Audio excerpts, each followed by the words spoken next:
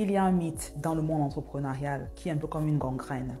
C'est quelque chose de négatif qui est profondément ancré en nous et qui fait la grosse différence entre ceux qui réussissent et ceux qui ont du mal à y arriver, surtout lorsqu'on entreprend. Parce que la vérité, c'est que la capacité qu'on a à créer, à aller d'une idée dans la tête à la réalisation dans le monde physique, il y a pas mal de choses qu'il faut qu'on fasse et pas mal de compétences qu'il faut qu'on apprenne, pas mal de croyances qu'il faut qu'on ait. Et très souvent, on voit quelqu'un qui a une croissance importante. On se regarde, nous, on se demande quelle est la différence entre les deux. Qu'est-ce qui se passe? Et très souvent, on ne sait pas exactement les éléments, les facteurs qui ont contribué au succès de l'autre. Mais l'une des choses certaines, c'est qu'il y a ce mythe qui est propagé encore, surtout en ligne, du solopreneur. Le solopreneur, c'est quelqu'un qui a son business et ça veut dire c'est celui-là qui va s'occuper de trouver les clients, travailler avec les clients, faire la stratégie de communication, poster en ligne. Il fait un peu tout, le solopreneur. Et le problème, c'est que des fois, lorsqu'on commence son business, on a un sentiment de fierté à dire « je suis le fondateur, I'm the owner ». Mais très souvent, c'est une épée à double tranchant. Parce qu'on veut pendant trop longtemps garder ce titre-là de « je suis celui ou celle grâce à qui cette entreprise vit, je suis la personne indispensable qui fait les choses mieux que personne d'autre, personne ne peut faire ce truc aussi bien que moi ». Lorsque c'est le discours interne qu'on a, on devient prisonnier du business qu'on a créé. On part d'avoir un travail dans lequel on avait un boss pour se retrouver avec un autre boulot dans lequel on a 10 boss qui sont ici nos clients. Et la seule façon de traverser cette étape-là et de vraiment se libérer de cette emprise, de vouloir contrôler tout, c'est en déléguant. C'est en déléguant, en se laissant aider. Ça veut dire, si on va prendre des personnes, on va prendre une personne pour nous aider à faire quelque chose afin qu'on puisse se concentrer dans notre zone de génie. Parce qu'il n'y a pas d'entreprise qui est faite. Si on veut vraiment créer un business qui nous apporte une liberté temporelle, une liberté financière, c'est le but ici.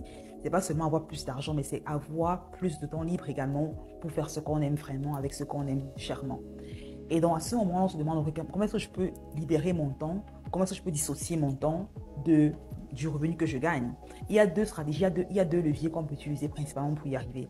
En fait, il y a trois, mais je vais me focaliser principalement sur deux, parce que ce sont les deux qui sont les moins risqués et qui ont le plus grand retour sur investissement derrière.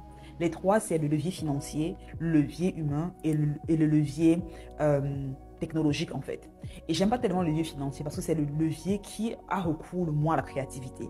Je préfère commencer avec le levier humain et le levier technologique parce que non seulement tu acquiers en compétences comme leadership management, recrutement, mais également tu te dépasses également, tu as une capacité à te dépasser pour aller vers l'inconnu.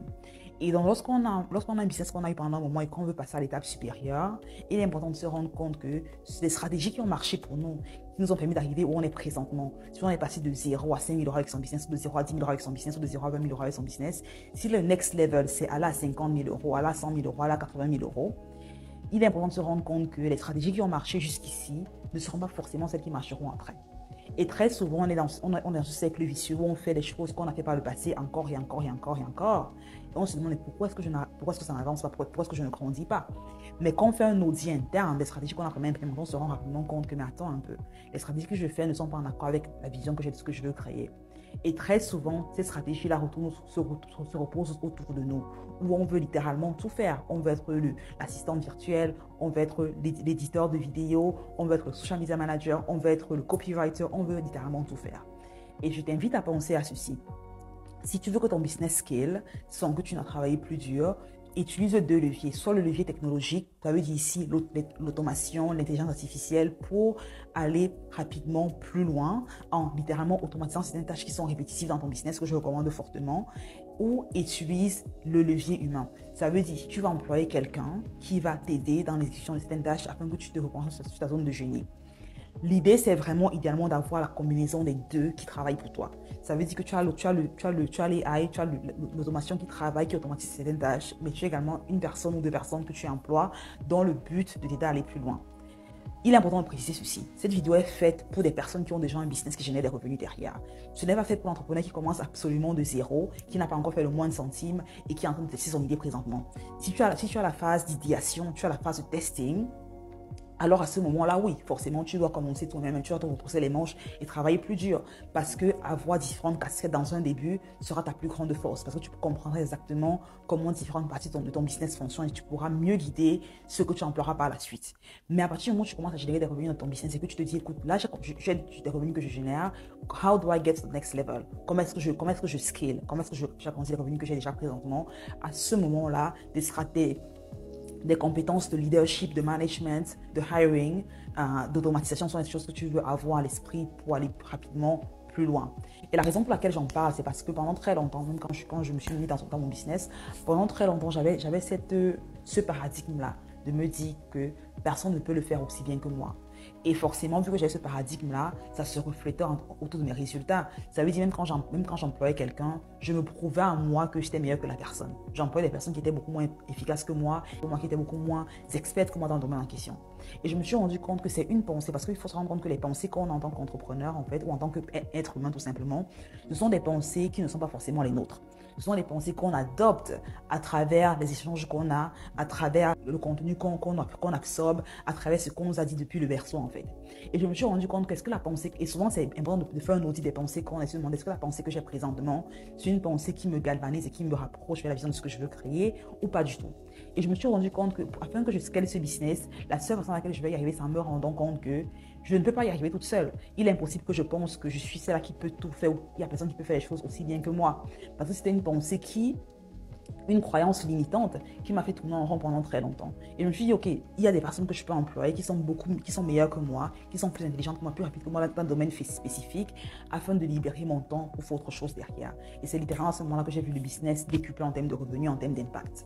Et donc, je t'invite fortement à te poser les bonnes questions, à t'arrêter, te demander, d'accord, quelles sont les croyances que j'ai autour de ce business? Si tu es quelqu'un qui a du revenu, que tu as atteint un plateau pendant très longtemps, peut-être ça fait déjà 6 mois, 1 an ou 2 ans, même plus, et que tu es en mode, ok, ça fait un moment que je suis stock à ce niveau, mais qu'est-ce qui se passe? Pourquoi tu n'arrives pas au niveau supérieur? Prends une pause, respire un grand coup, prends ton calepin et demande-toi quelles sont les pensées que j'ai autour de mon business actuellement. Qu'est-ce que je me dis? Quelles sont les pensées qui m'occupent toute la journée? Tu vas te rendre compte que et demande-toi, quand tu as écrit les pensées en question, demande-toi, est-ce que ce sont des pensées qui me rapprochent vers la vision de ce que je veux créer ou qui m'en éloignent? Parce que si les pensées que tu as ne sont pas conductrices et ne sont pas galvanisantes, c'est peut-être la raison pour laquelle tu es stuck. Et je sais que les plus grosses pensées qu'on se lance ou qu'on a un business qui commence à générer des revenus, c'est de se dire, ok, je suis allé de 0 à 10, à 10 000, à 5 000, à 20 000. J'ai peur que le business explose. Si je prends quelqu'un et je le mets aux commandes, ce qui n'est absolument pas le cas. Donc voilà un peu. Utiliser le levier humain, utiliser le levier technologique pour aller à l'étape supérieure, c'est ce que je te recommande fortement de faire si tu veux atteindre un niveau de croissance important en tant qu'entrepreneur. Est-ce qu'il y a d'autres choses sur lesquelles il faut que tu travailles? Absolument oui. Les croyances précèdent les actions qu'on prend. Les actions précèdent les résultats qu'on obtient. Donc si on veut des résultats différents, il est important qu'on audite ces actions et qu'on audite également les croyances qui ont poussé à ces actions-là. Donc c'est pour ça que je te demande de faire un audit des croyances que tu as présentement et de voir lesquelles sont limitantes et lesquelles te poussent à avancer. Donc voilà, pour la vidéo d'aujourd'hui, je suis la valeur de laisser un gros pouce-up, abonne-toi si ce n'est pas encore le cas et partage la vidéo avec un entrepreneur que ça peut éventuellement aider. Je te retrouve au prochain épisode. D'ici là, regarde cette vidéo également que j'ai fait sur le sujet